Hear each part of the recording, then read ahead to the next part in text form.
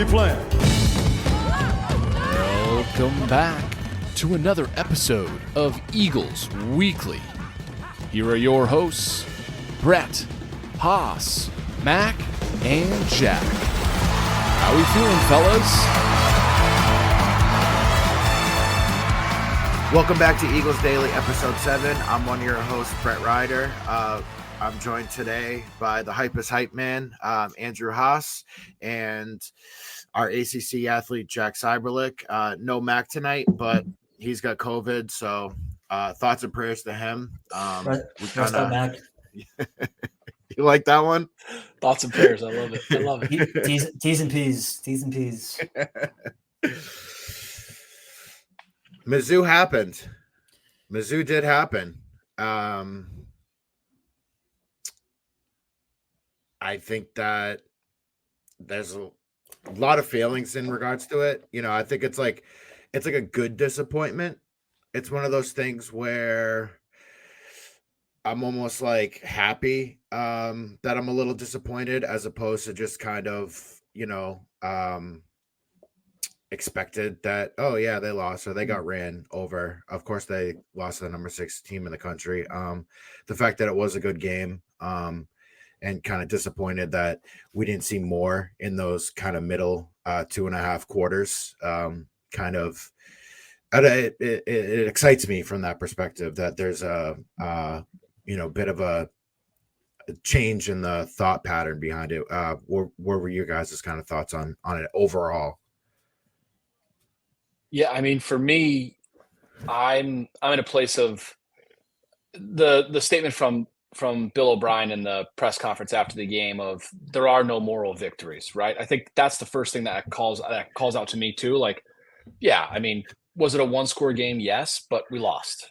That's ultimately first and foremost. But I think there's a lot of takeaways from this game that I'm going to try to flip the script here and say, hey, yeah, some things that we've done really well in the first 2 games didn't go so well this game, and somehow we were still only 1 score, only lost by 6. So, the run game wasn't there. It was there the first couple games, and here they are, 1 possession away from winning the ball game. So I think there's a lot of positives to take from it, and then obviously a lot of learnings too. So this team's probably gonna have a great time, or probably already had a great time in the film room yesterday, and are gonna put some stuff in that work and practice here. Yeah, kind of along those same lines. I think it was kind of a bit of a reality check. I mean, we go into Florida State week 1, win a game at Doak. It turns out Florida State might not be that good.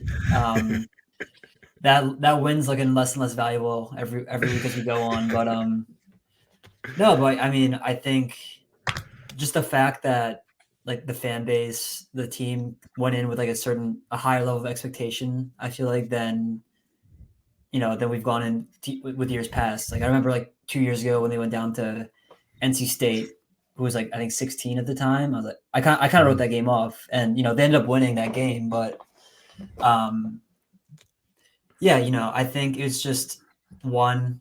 Like Haas said, no moral victories, but you do have a lot of takeaways, a lot of learning opportunities from this game. Yeah. We saw they can't push an SEC opponent around on the run game the same way they could, push around Florida State, Duquesne. We saw some slip ups from Castellanos that haven't been there in the first 2 games, which I think we could get into a bit more. But yeah, I mean, I didn't go into this game expecting a win by any chance. I mean, if I had to predict, I probably would have predicted they lost but covered, which they did. But yeah, I don't walk away from this game feeling much differently than I did going into it, I'd say. Sure.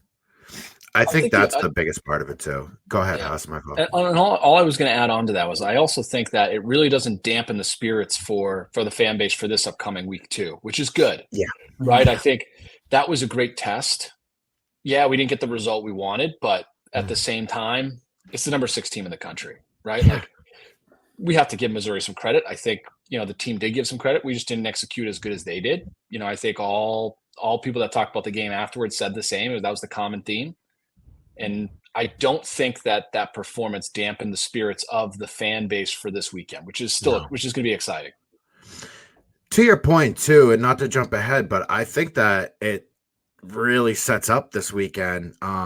Especially from perspective of they competed very well. They showed you something, and now I think this is really the test of like how are they going to respond to a little adversity after a loss. Are they going to be able to come back and correct those mistakes and take it to a Michigan State who clearly they're not a Missouri, and it's at home, it's Red Bandana primetime game, so it's like all eyes for third or fourth week of the season, all eyes on BC again, so I think it does kind of set it up.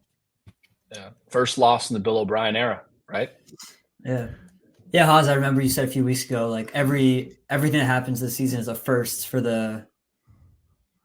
Sorry, I was watching the Eagles game. Everything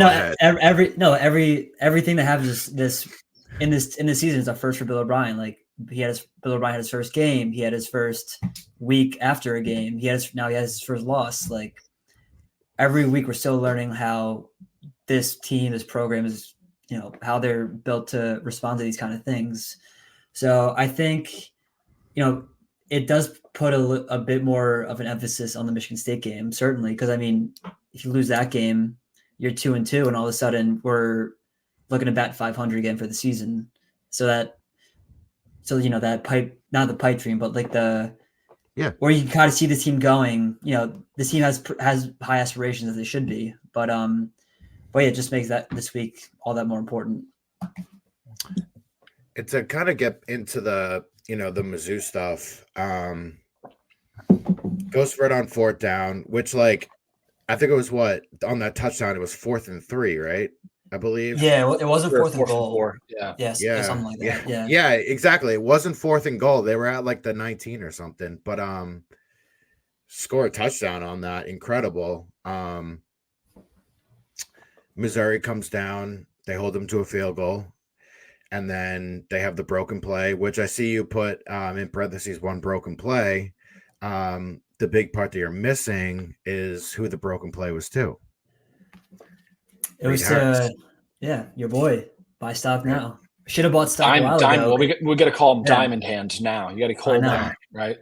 Yes. Which I didn't realize just how freaking fast he is too. Like his breakaway speed is incredible. It was just beautiful all around, and I wish I could just play that clip repeatedly for the rest of my life.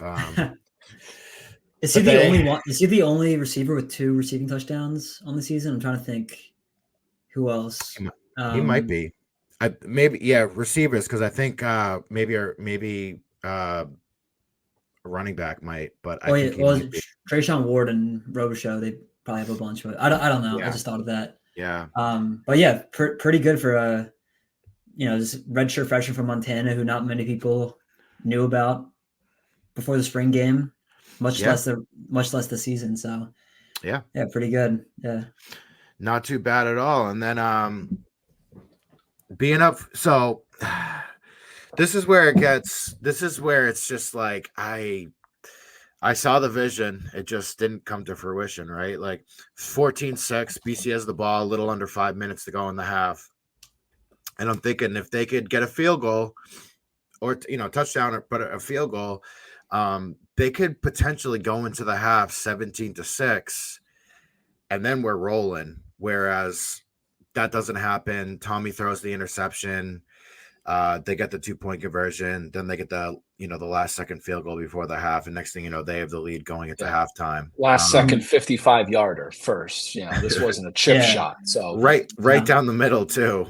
Yeah. With room to spare. With some room to spare. Correct. Sick to my stomach when I saw that go through. Yeah. I remember I tweeted when when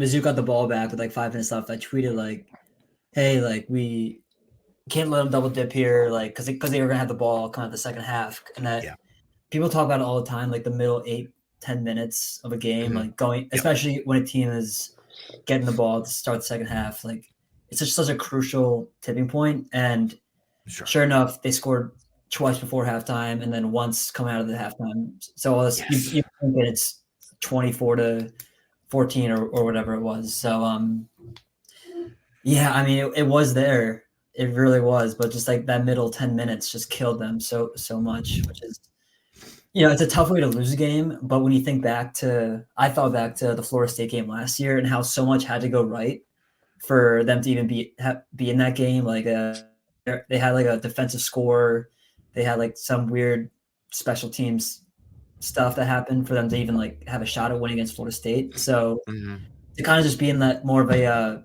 back and forth type game and come away with a 6-point loss, I thought it showed real improvement on that front at least.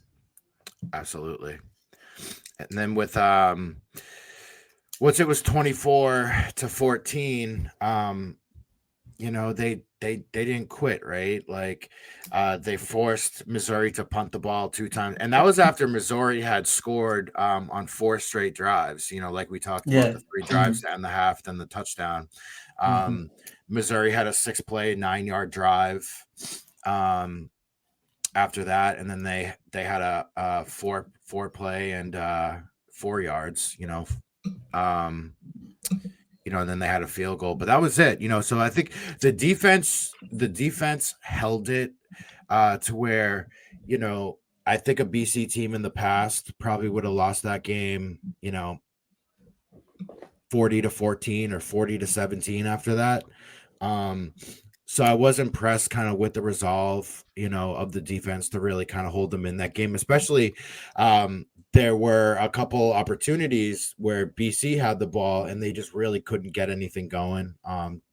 Tommy really, that was the first time we kind of saw iterations of last year, Tommy, when he's kind of pushing the ball down or trying to push the ball downfield when he doesn't need to.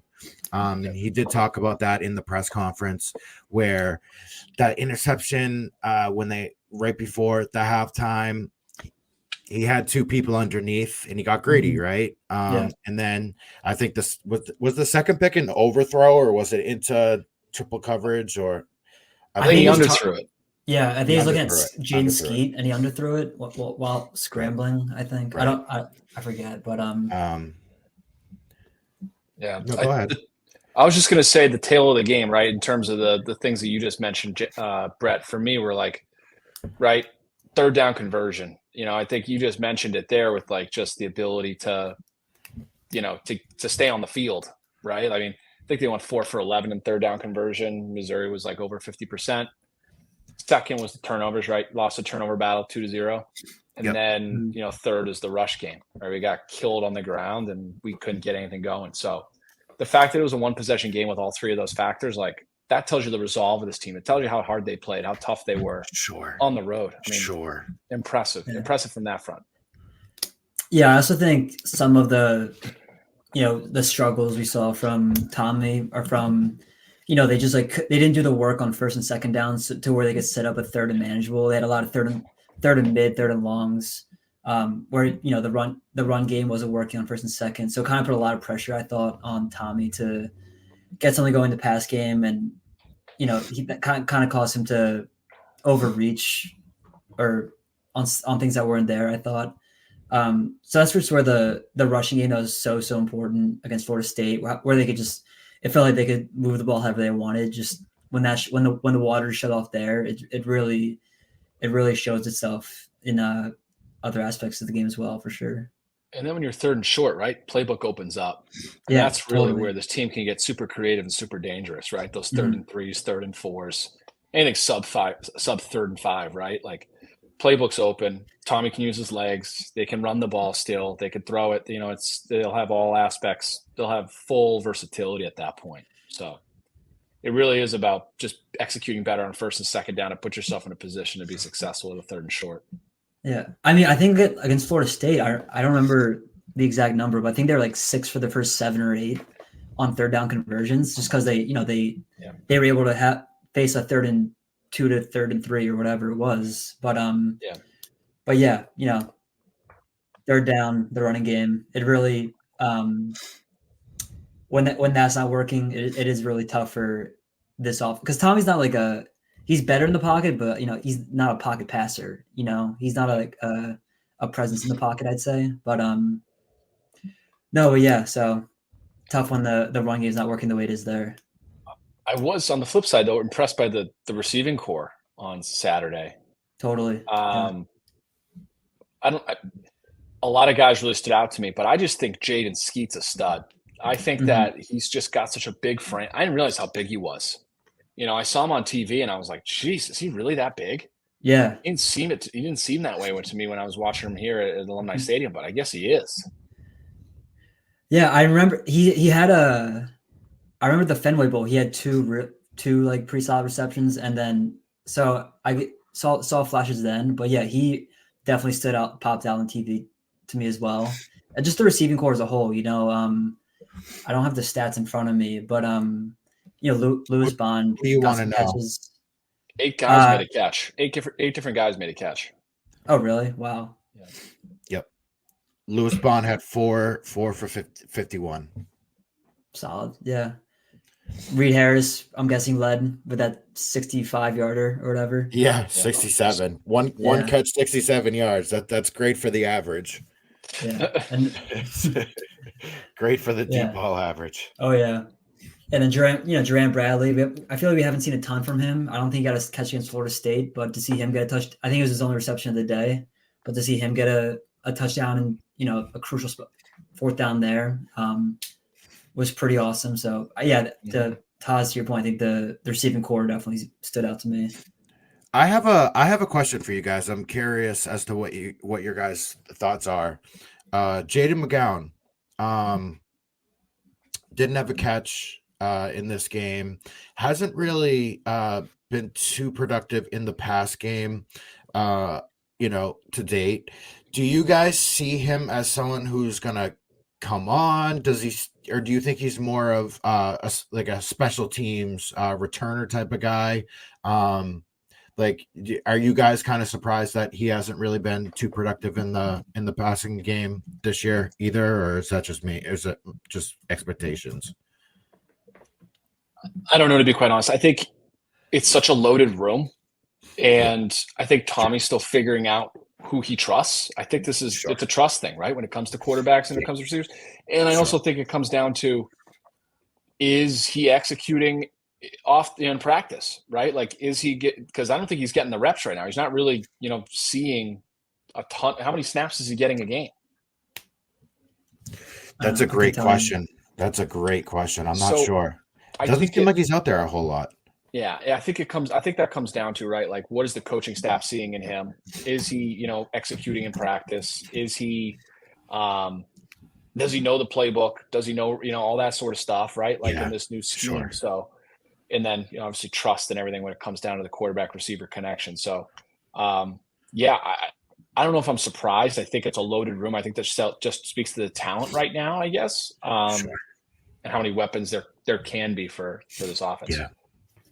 Yeah. I mean, especially not this past game, but the first 2 games, how Trayshawn Ward, Kai Robichaux in the run game has really done a lot. But then also, like you said, the receiver room, you got Lewis Bond is like, he's the favorite. He's the number 1 target. But then you also have Bradley, Skeet, and Reed Harris coming on. So, he's got a lot of guys in front of him. And, like Haas said, who knows what's going on at practice or whatever. So I would say I'm a bit surprised because it did seem like he had a, good amount of hype coming from Vanderbilt, an SEC school. I think it was Vanderbilt. Yeah. But no, yeah, I guess I mean, I think he has, I have it up right here. I mean, he got 2 receptions for 0 yards this year. I don't really know what's going on there, but yeah, so I think I'm a little surprised for 3 games that he only has 2 receptions, but I mean, it is a lot of mouths to feed in the receiver room for sure. And then for the other part of the offense with the rushing attack, 26 carries, 49 yards. All right, so 2 questions that I have for you guys. Did they abandon the run too early? And it just did this, wow, that's crazy. I saw that. Yeah. It's like a thumbs up on the screen. Did they abandon the run too early? And do you think that the running game could have, if they stuck with it, would it have improved?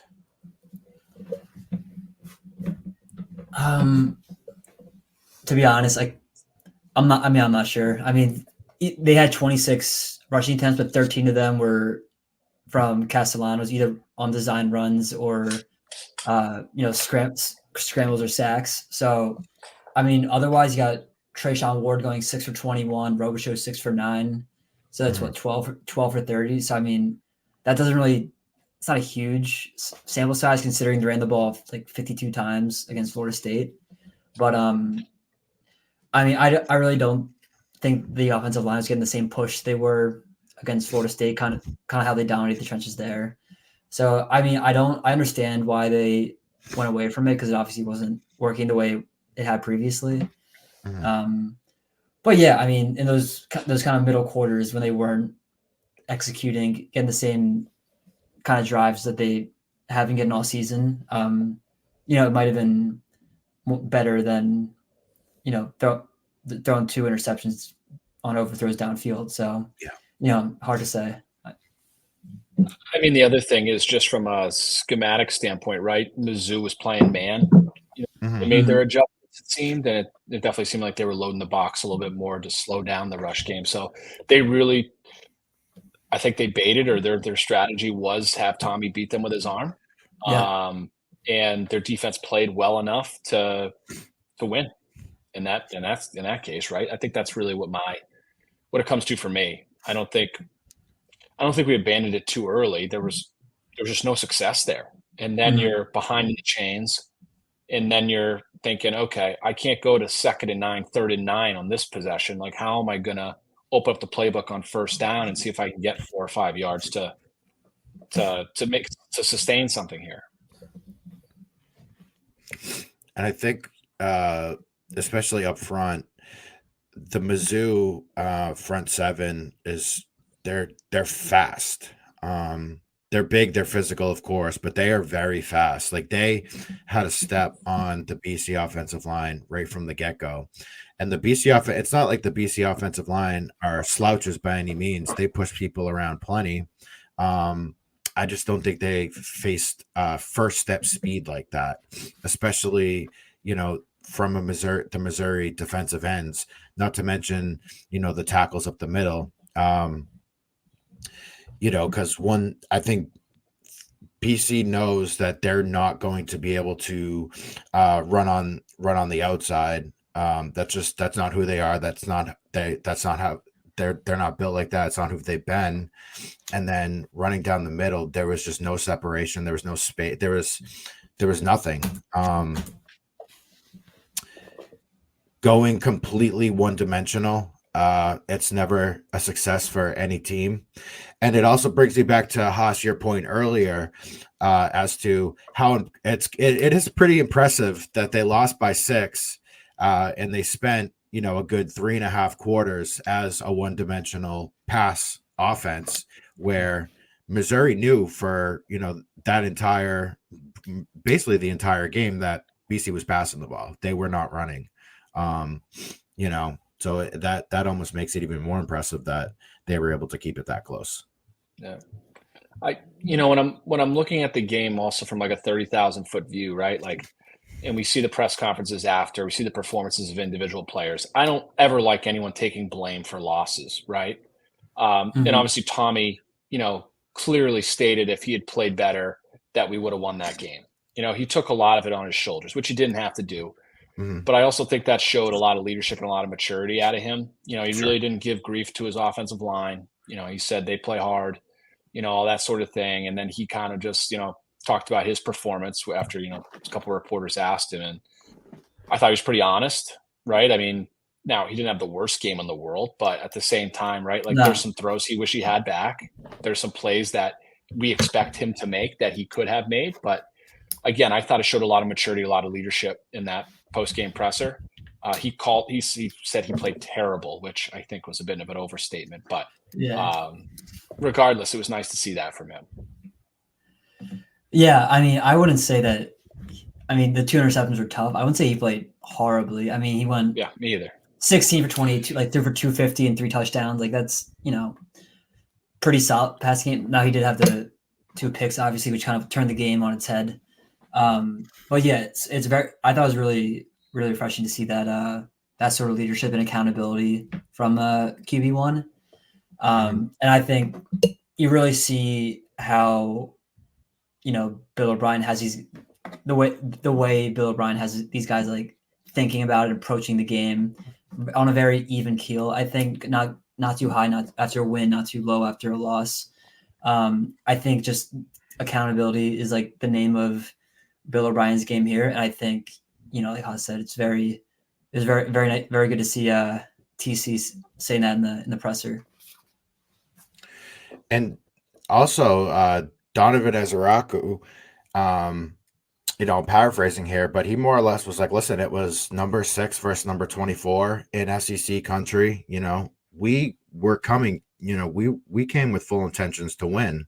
And that brings back like this Bill O'Brien mantra of like, he has these guys believing, he has the thing with Bill O'Brien and this team that I love, that I've noticed, is like, he has these guys feeling like they belong and they should be there. You know what I mean? Like, this isn't like this 24 ranking wasn't a fluke. Them, they're not just happy to be down there in Missouri.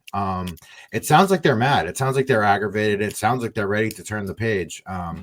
Back to your point again, another first. Let's see. Bill O'Brien's first loss, how they respond.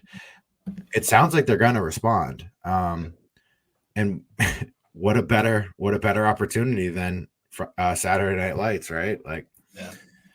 And I mean, I got to give a quick shout out to the alumni base for this game, right? Like, it's an away game, but there was a great tailgate at Mizzou.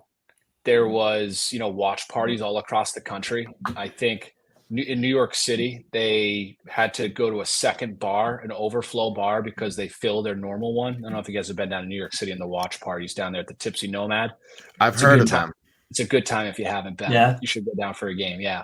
But they had to overflow and went into a second bar, and they normally get like a 150 can fit in that first bar. So there were some big crowds that were not in person, obviously, in Missouri, but around the country watching. So that was pretty neat to hear some of those stories of people coming together and watching this team on national television, or I guess SEC Network, right? It wasn't. Yeah, but to build up your point with that, right? The juice around the program, they sold out the Red Bandana Game for this week. When's the last time that they've sold out a game? That I'm guessing that it's going to be predominantly BC fans. Like, I think the 22 Bandana Game, I think, was, if not sold out, just about sold out, and there was a lot of Clemson fans there. But it's there's a lot of positive juice around them. There's a lot of attention on them. And they announced the sellout before the Missouri game too, which was, I think, advantageous and exciting to see them do that too, right? To kind of, they were already sold out for next home game. Like that was good. That was good, right? Maybe get a little few more eyeballs on the game at Missouri too. So, but yeah, I mean, I can't speak to how excited I'm going to be, how excited fans are going to be in the stadium on Saturday night, and also just watching on TV. I mean, it's going to be a special atmosphere. The Red Bandana Game has always been special. The Crowther family, I'm sure Allison Crowther will be there, Wells' mom, and they're going to do a great job honoring him. Those uniforms hit different. Yeah, I mean, chills, man, chills. Yeah. So what was your first year doing, like, so emceeing? So what was your first Bandana Game? Do you remember what year? I think it was the year before COVID, 19. Okay. 19. I think doing the on-field stuff. Either 18 or 19. I think 19. So this has a lot of potential to probably be your favorite one that you've done.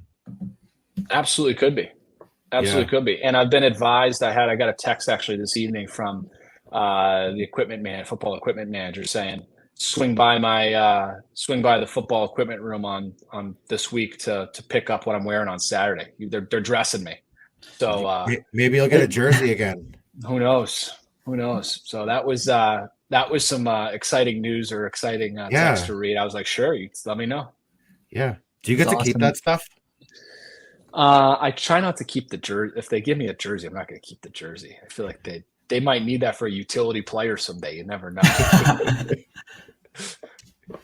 Might be the blood jersey. You never know. You earned it. You earned it. You're part of the team.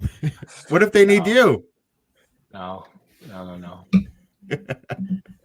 I mean, maybe someday they'll have kicking tryouts again. You never know. Yeah. Maybe. My roommate, actually, he goes to Colorado College, or he went to Colorado College. Now lives with me in Boston. He just bought he's so jazzed up about the program now. He just bought a Red Bandana jersey online. So, like That's things like that, a lot of excitement, a lot of buzz around the program. So I think it being a night game too is awesome. It's gonna be an awesome atmosphere. I know like all my roommates from college that all come from around the country to come for the game. So I'm sure it's happening with a lot of other people as well. So I think it's going to be a really special atmosphere, especially with the stakes of it, possibly being 3-1, right on the edge of an AP ranking again. So yeah, I can't understate how excited I am for this one. And that's what this game's all about, right? Is like honoring Wells, honoring a hero, really displaying what Boston College is all about.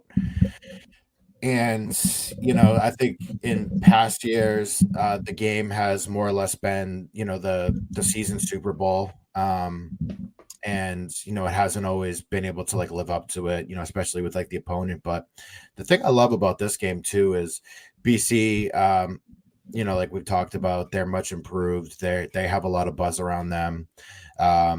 Michigan State's a very beatable opponent, and Michigan State's a really cool, storied history, power 4 Big Ten team. It's a cool matchup. It's a matchup that, we haven't seen, we don't see regularly. And it's one of those things that just makes the game that much more special. For a game that doesn't need to be much more special. And they've really done a good job of almost like upping the ante. I think that's what kind of excites me the most about it. And I think you will see a bunch of Michigan State people in the stadium on Saturday. I just think it's an alumni base that is everywhere, right? Sure, There's a ton of alums that live in Boston and things like that. Sure. So it's always, I think it's not that I'm inviting them to come to the stadium. I really don't want them to be there, but I think it always provides a fun rivalry, and there'll be some fun tailgates. I'm sure there's probably a lot of BC people that went here that know people that went to Michigan State. So I've heard some of that stuff happening, and people coming together with people from the other school. So I will say one thing I am a little worried about for this game is if BC/Alumni Stadium has the infrastructure in place to have a crowd like this. Not to speak ill of alumni, but the lines for the bathrooms and the snacks are long enough as they are. So I hope these guys I'm sure that Brett, you said this is the Super Bowl a lot of past seasons. I'm sure this is the Super Bowl for a lot of the game operations people,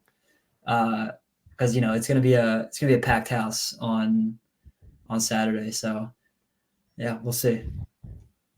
Well, get there early and use the bathroom before the game, Jack. No, I know. Yeah, hold it, Jack. I know.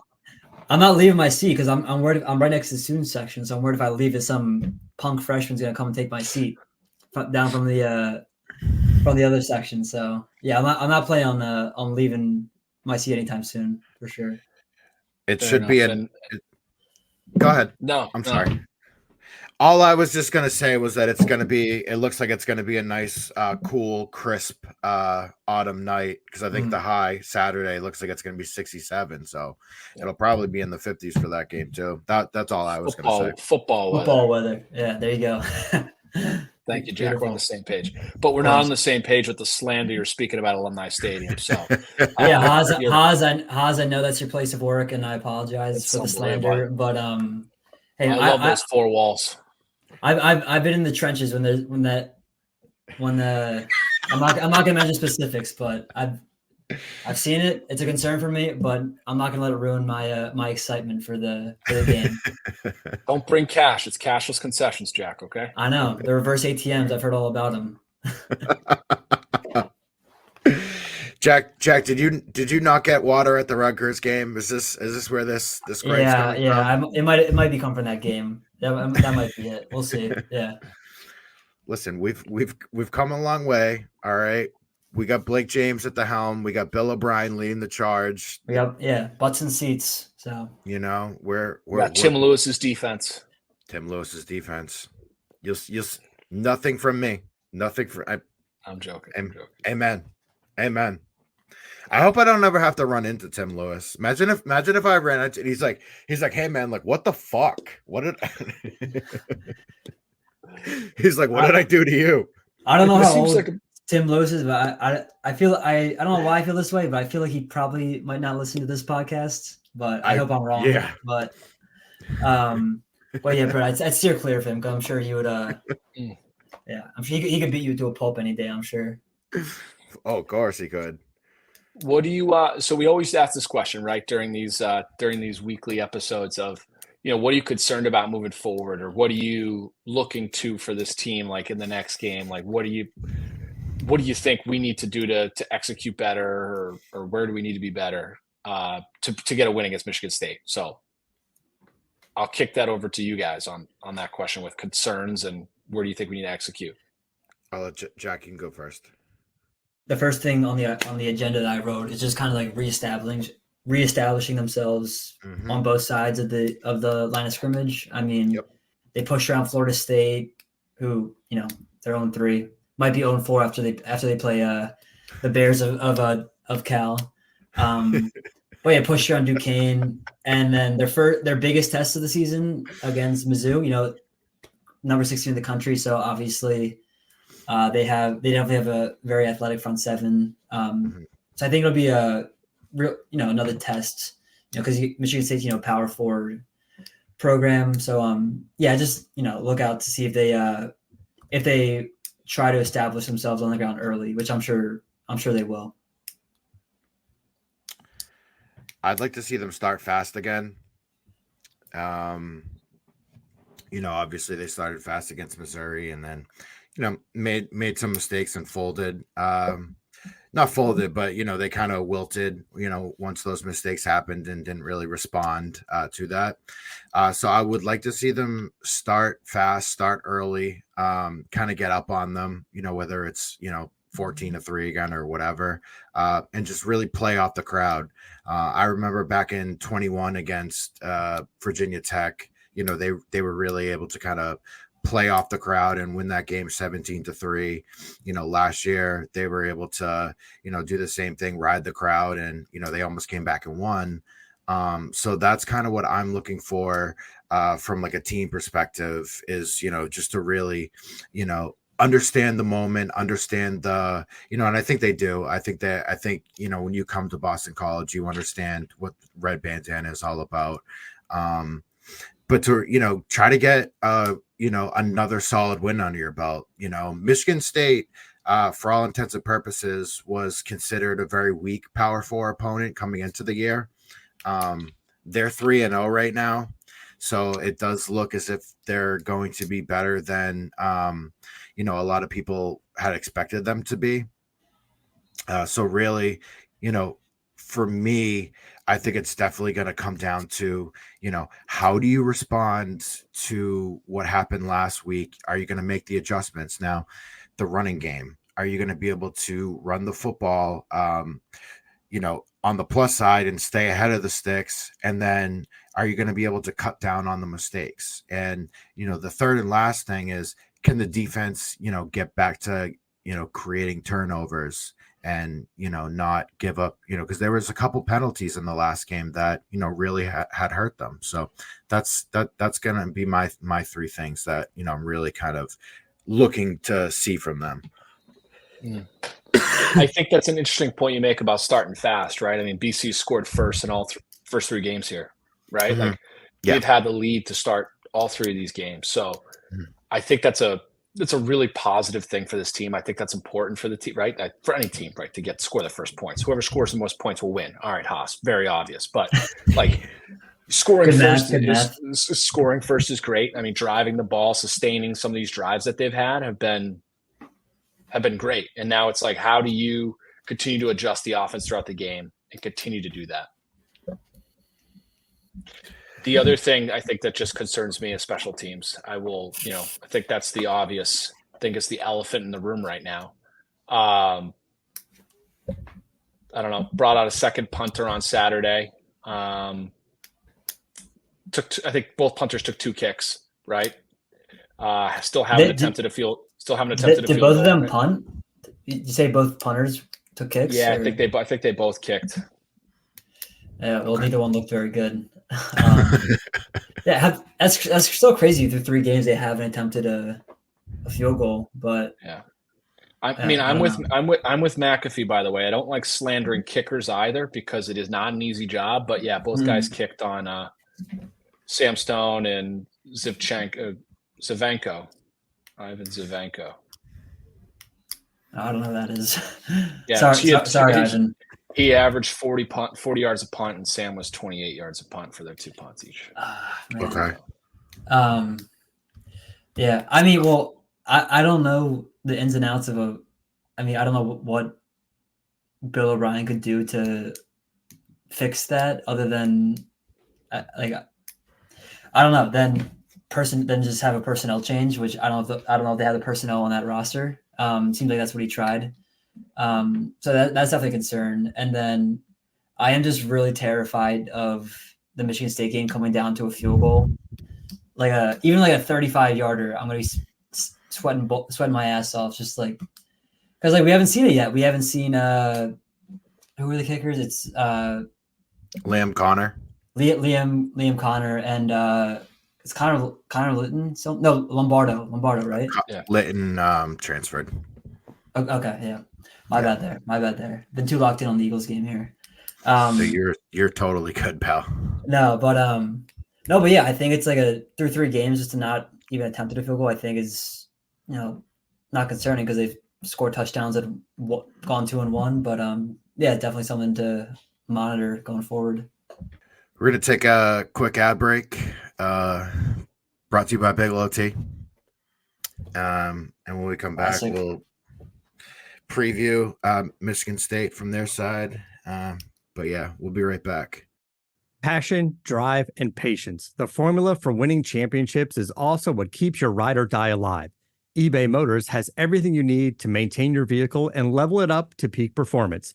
Superchargers, roof racks, exhaust kits, LED headlights, and more. Whether you're into speed, power, or style, eBay Motors has you covered.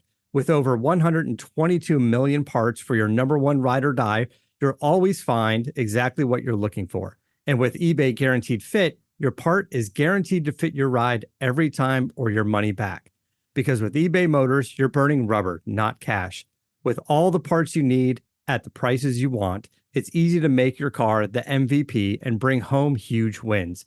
Keep your ride or die alive at ebaymotors.com. Eligible items only. Exclusions apply. See ebaymotors.com. My dad works in B2B marketing. He came by my school for career day and said he was a big ROAS man. Then he told everyone how much he loved calculating his return on ad spend. My friends still laugh at me to this day. Not everyone gets B2B, but with LinkedIn, you'll be able to reach people who do. Get a $100 credit on your next ad campaign. Go to linkedin.com/results to claim your credit. That's linkedin.com/results. Terms and conditions apply. LinkedIn, the place to be, to be. If you're a facilities manager at a warehouse and your HVAC system goes down, it can turn up the heat, literally. But don't sweat it, Grainger has you covered. Grainger offers over 1 million industrial-grade products for all your operations, including warehouse HVAC maintenance. And even better, they offer access to experts and fast delivery, so you and your warehouse can both keep your cool. Call 1-800-GRAINGER, click Grainger.com, or just stop by. Grainger, for the ones who get it done. I won't let my moderate to severe plaque psoriasis symptoms define me. Emerge as you. In 2 clinical studies, Tremfya guselkumab, taken by injection, provided 90% clearer skin at 16 weeks in 7 out of 10 adults with moderate to severe plaque psoriasis. In a study, nearly 7 out of 10 patients with 90% clearer skin at 16 weeks were still clearer at 5 years. At 1 year and thereafter, patients and healthcare providers knew that Tremfya was being used. This may have increased results. Results may vary. Serious allergic reactions may occur. Tremfya may increase your risk of infections and lower your ability to fight them. Before treatment, your doctor should check you for infections and tuberculosis. Tell your doctor if you have an infection or symptoms of infection, including fever, sweats, chills, muscle aches, or cough. Tell your doctor if you had a vaccine or plan to. Emerge as you. Learn more about Tremfya, including important safety information at tremfya.com or call 1-877-578-3527. See our ad in Food and Wine magazine. For patients prescribed Tremfya, cost support may be available.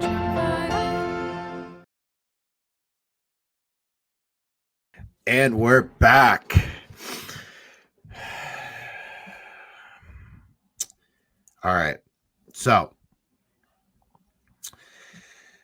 how do I put this? Michigan State's quarterback, I thought was, I didn't think he was very good. I shouldn't say that. I wasn't too impressed by him. He's a transfer from Oregon State. Is it Oregon or Oregon? I never know how to say Oregon. How many sides are in Oregon, Brett? Got him. God, I'm dumb. Oregon. So he's from Oregon State. Aiden Childs. Was he the one that said before? I heard which game, but he's like, if you're gonna bet the over. Did you guys see that? I think he was. Yeah, I think it was before. I feel like it was him, and I think they scored like 15 points during that game or something. Against Florida Atlantic, right? Yeah, because I'm looking at their schedule. That was their first opponent, so it's probably that. But they really haven't played. I mean, I don't know how good Maryland is. That's my one thing is the Maryland thing. So they do have a win in conference. I'm with you. I'm not sure just how good they are. But they're 3-0. So, but the thing about the quarterback, is, especially against Florida Atlantic, he does turn the ball over. He's got 4 touchdowns on the year, 4 interceptions. I believe he had a fumble against Florida Atlantic. I don't know how many other turnovers, whether it's fumbles or whatever he's had on the season, but he's a guy that is susceptible to turnovers. He's only a sophomore, so he's a very, true sophomore. He's a young kid. So that's, something that, for me to keep an eye on. The rest of the team, it really looks like, I don't know if you guys have any other, tidbits on the rest of the roster, but for me, the specialists, they didn't really stand out too much. They got a couple good running backs, it looks like, but in terms of receiving, outside of Nick Marsh, I'm not really sure. I think it's kind of like us where they have more of like a loaded room, but through your research, are there any nuggets that you guys kind of pulled up on them? Yeah, I think just one of the nuggets that I pulled up, right? You talk about turnovers for Michigan State, right? They're 3-0 and their quarterback's net on touchdowns versus interceptions, right? So I think it's a team I think we may have an edge on discipline wise, because the other glaring stat was the amount of penalties this team has.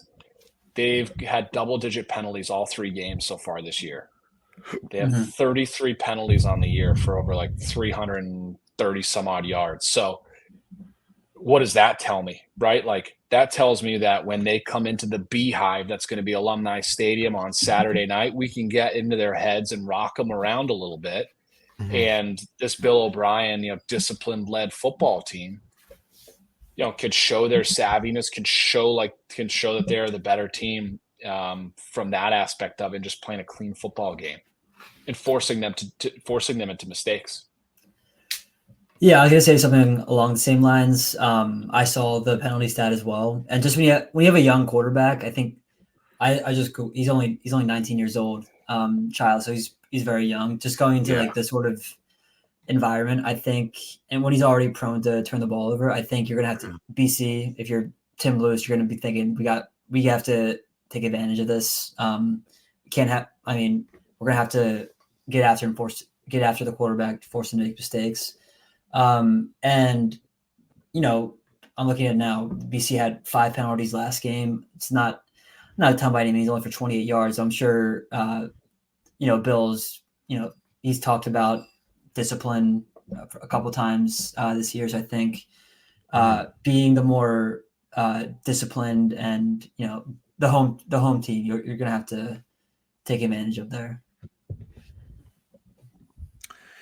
A bit of a homecoming for both running backs for Michigan State. Nick Carter, transfer from UConn. So he was on the team when they beat BC in 22. Very limited time. So I don't know if he played in that game necessarily. For UMass, UMass transfer, K'Ron Adams. He's a 6-year. Running back, had 2 seasons, limited time at Rutgers. Then he played 3 years at UMass, including he had over 1,100 yards and 12 touchdowns last year. So he was the focal point of their offense. And now, they're the 2 leading rushers for Michigan State. The one thing that sticks out for me too is Nick Carter, the UConn kid. He averages 5.2 yards to carry. He's got 38 rushes for 198 yards, and then K'Ron Adams, he's got 34 attempts, he got 210 yards, so he averages 6.2. So that's a it looks like a productive rushing attack for them. So I think that's I'm sure Tim Lewis, my guy Tim Lewis is really gonna ratchet it up, and that'll be the focal point for the defense. The receiver that I had mentioned, I just kind of, overlooked it, and, credit to me for understanding that I'm kind of an idiot. That kid, Nick Marsh, has 11 catches, 232 yards, and he averages 21 yards a catch. So he's a big play. Big play threat. Danger. Yeah.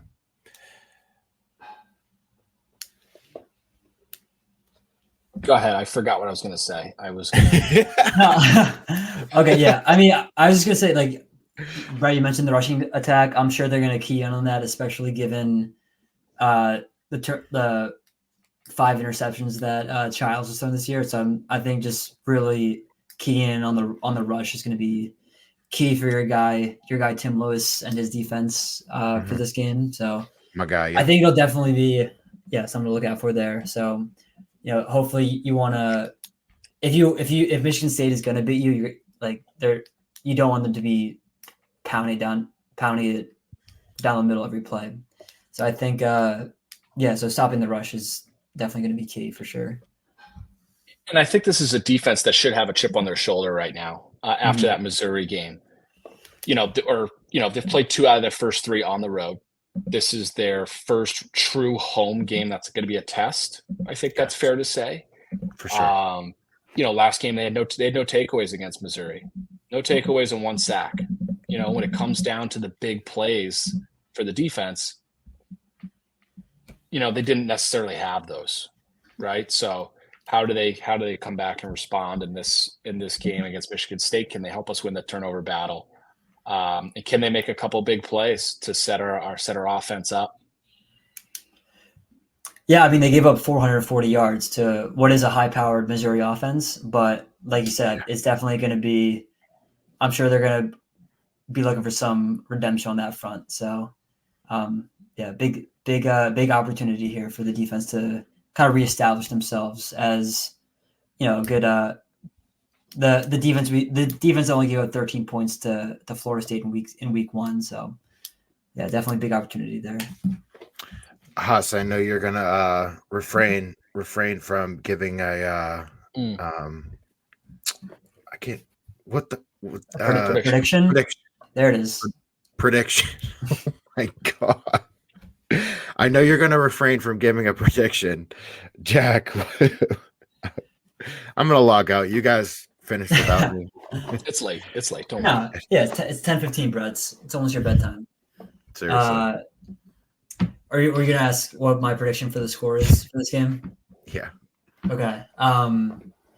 So I'm looking at the spread I think is 6.5 points. With the over under seems pretty low at 46. I do think the defense is going to have a big response after giving up 400 plus yards to Missouri. So I anticipate. I think if I were to bet this game, which I can't in the state of Massachusetts, I think I would bet a lower score total, at least for Michigan State. So I think I'd say something along the lines of 28 to 17. I think in favor of the Eagles. I could totally see another game where 0 field goals are attempted and we're only scoring touchdowns. So I think I put my prediction right around 28-17. BC wins. Mm-hmm. I'm gonna go 31-24. 28-24 sounds right too. With your idea that they're not gonna kick a field goal. I'm gonna get a little crazy and say that they do end up kicking a field. It's game 4. Let's kick a field goal. Let's at least attempt one. So are you predicting a loss if it's 28 to 24 then? Are you predicting that BC scores 3 touchdowns and a field goal then? No, I'm predicting that BC wins 31-24. Gotcha. 31-24. Okay, I see. But what I was saying is I could see it, along your lines of 28 to 24 with no field goal. Yeah. It's crazy they haven't even attempted one. But I'm gonna go for some reason 31 feels right. I think it's a touchdown game. I think it's gonna be close. I don't think we're gonna blow them out. I do think that I think we'll have a nice, comfortable, sizable. I think it'll be 31-17. Kind of similar to Missouri, where I think Michigan State will pick up a touchdown and kind of make it interesting in the end. But I think it'll be a good competitive game. A little bit more scoring than maybe you're predicting, but not too much more. But the field goal. It's time. Let's game 4. Game 4 is time for break out the field goal unit. Yes, I'll just say this, and again, I'm not one for predictions, but I'll just say this: I think your scores are too close. You think so? You think it's going to be a wider margin? That's all I'll say. Insert my Will Blackman gif here. He'll find you after if you get it wrong. He'll find you on social media. So no, I'm in favor of the Eagles for the record. I mean, I'm saying I think your scores are too close. Is all I'll say. Maybe he'll find me then instead. He's gonna find both of us on this one, pal. I told you, dude. We saw him. He's like, I didn't even say anything. He brought you up. He's like, man, Jack, and I was just like, yeah, it was, he was like, I said, you got to come on the podcast. I was like, he's a little bit afraid of you. He's like, yeah. He goes, I'll be mean to him. Then he's like, nah, I won't be mean to him. He's like, I'm a nice guy. He's like, I just like fucking with him. Selling me right down the river, Brett. Oh my God. He's a big guy, and he's an ex-NFL player. If I have to sell you down the river to save myself, like, we're friends, but I'm sorry. Totally get it. Totally get it, Brett. I know if the roles are reversed, you would sell me up the river too. Totally. Plus, you did this to yourself with Will Black. I did. I dug my bed. Now I gotta lie. Made my bed. Now I gotta lie in it. Whatever the adage is. All right. This is pretty close to a clean 40. Not bad. Yeah, didn't get too much off the rails. Yeah, good episode. I want Delulu Brett back soon. I just want to say that. Yeah, this episode did seem to lack that a little bit, but yeah, I was. Maybe only after a win, I guess. No, you want to know what it was? It was I think the Missouri game really kind of like put me in check of like this team actually like they are for real. I think it kind of reset and kind of really showed us like they are real, and maybe don't be such a crazy asshole all the time, and let them let them cook, as the kids say, because they are cooking. They're coming. I I was very impressed with that game overall. I was very happy to be a little bit disappointed in the result, to be honest with you. Like I said, like in the past, we all were. I think we all Yeah. were. We all, when you saw the way that they went out, you were expecting them to win that game. We weren't going to Yeah. Missouri to roll over, right? I mean, Yeah, No. for sure. And it's just so nice that, in past years, we're like, yeah, BC's going to BC, or, that's, yeah, of course they lost, but I think it was really refreshing to kind of walk away from that and be like, man, like, could have had that. It was right there. Nah, it's nice to actually have that a little disappointment in it. I think it's healthy. It's healthy for us, and we haven't had that in a long time. Yeah, it was right there, and it while it's a loss, it doesn't. I don't think it changes many of the feelings of the fan base, like we said earlier. So I think it's a good thing that we came away from that game feeling like it could have or should have been a win. So I think that's kind of the right mindset you want to have coming off of a game like that. If you're going to lose some way, to come away feeling still good about your team. and shout out to our guy Mac, BC football fans. Bill O'Brien is still building a monster. So Sure insert his napkin here. The monster is not like did not stop building this past week, for the record. So I just want to make sure that we're all on the same page there. Yeah. I think, like, if I could one word for a takeaway, I would say encouraging. It was still an encouraging performance this weekend. Yeah, someone to build off, something to learn from, something that you take moving forward. So I think, yeah. And I truly trust in this staff to, take that game tape and use find the lessons, the lessons in it and grow from it. So I'm excited. I mean, that without announcing it, I think that kind of was, at least for me, that was my final thoughts. Do you guys have any other final thoughts before we close up? No, mine's just what I just said about the monster still being built, and I would just insert, your Jack Cyberlick motivational Saturday night primetime Pack alumni rant right now. That's what I would ask for. Mm-hmm. Let's hear it. I didn't have anything prepared, but I will say, primetime game, 8:00. Lights are bright, eyes are on you. Pack's alumni, be there. Let's get ranked again. How many primetime games did you have as an undergrad, Jack? Virginia Tech was a night game, I think. The Red Bandana game. Yep. Clemson, senior, I forget. Not many. And my point being, right? Yeah. So the students that are listening to this, or to anyone that is thinking about potentially coming to the game, first off, please go to the official third-party ticket resale SeatGeek as the provider of Boston College Athletics to pick up your tickets. If you haven't gotten one yet, they are sold out through the box office at BC, but SeatGeek still has some seats available. Go to SeatGeek. But yeah, you better be in Alumni Stadium, because you only get so many primetime games, and this is the time to make sure our neighbors in Chestnut Hill and Brookline get pissed off and really hear us. And get in there early too. I know that Yeah, don't let some punk freshman take your seat. Yeah, get there early. And that was mean. Shout out to the neighbors, the nice neighbors around Alumni Stadium. We do love them. But it's going to be rowdy Saturday night.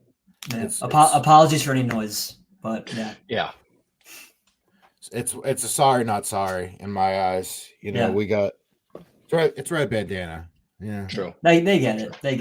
I'm sure they get it. Yeah, they have to. You know, listen, you guys should walk over too. If you're in walking distance to the stadium, get on over. Yeah. You live in the area, you can afford the resale prices. Come on down. Come on down. Find Jack at the tailgate. He'll be at the come say hi. I'm right behind. I'm in the mod lot, kind of in the corner between. That's a good lot. behind the dining hall, next to the mod gate. Okay. So, come find me. Come say hi, please. In your section, K. Yeah. Nice. So if you're on the field facing the student section, I'm like to the left of it, one section. Yeah, I got you. Mm-hmm. I got you. Hit him with a t-shirt. I was gonna say, how many rows up, Jack? I mean, let's. I actually think I was row 12. I want to say last time, but I kind of just sat wherever the past couple times I've been in. So you took a freshman seat. I might have, although I don't think section K is the student section technically, but I'll be close to the field, Haas. I'll say what's up. Okay. Yeah. Love that. Let's get a W on Saturday, boys, huh? Let's go 3-1. Let's go 1-0 in the week. 1-0. That's it. There you go. There's the Jack. There he is. Now I'm ready to run through this brick wall. Episode 7 in the books. Red Bandana Game. Michigan State. We out. Go Eagles. Go Eagles.